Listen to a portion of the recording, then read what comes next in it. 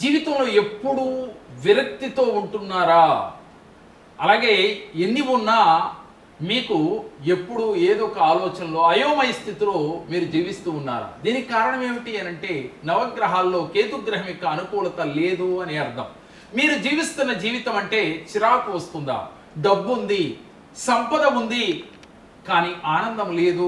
నీకు ఏదో కావాలి అనే ఒక తపనతో మీరు ఉంటూ ఉన్నారు అంటే మీకు కేతుగ్రహం యొక్క అనుకూలత లేదు అని గుర్తించాలి.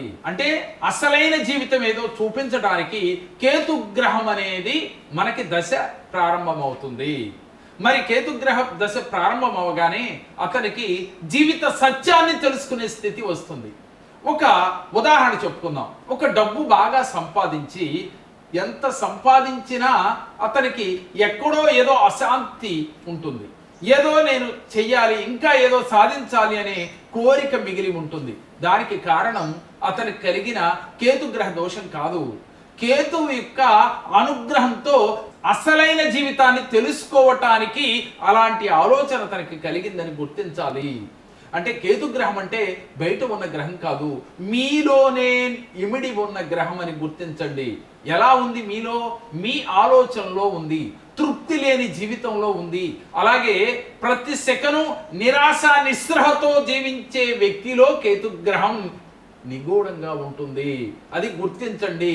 కేతుగ్రహం యొక్క అనుకూలత కలగాలి అంటే మనం చేయవలసింది ఏమిటి అనంటే ప్రతిరోజు ధ్యానం చేస్తూ ఉండాలి.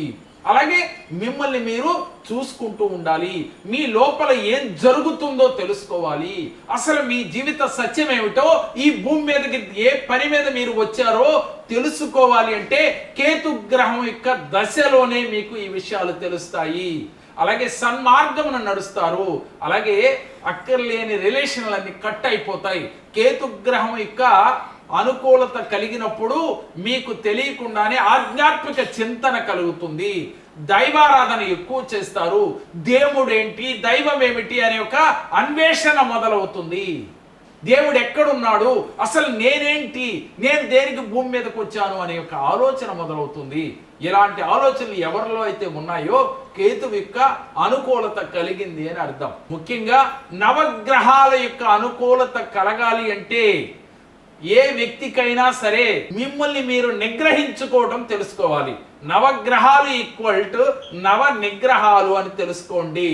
ఎవరైతే మిమ్మల్ని మీరు నిగ్రహించుకునే శక్తి తెచ్చుకున్నారో నవగ్రహాల యొక్క అనుకూలత మీకు కలిగి తీరుతుంది. అలా చేసుకున్న వ్యక్తికి అదృష్టం వరిస్తుంది.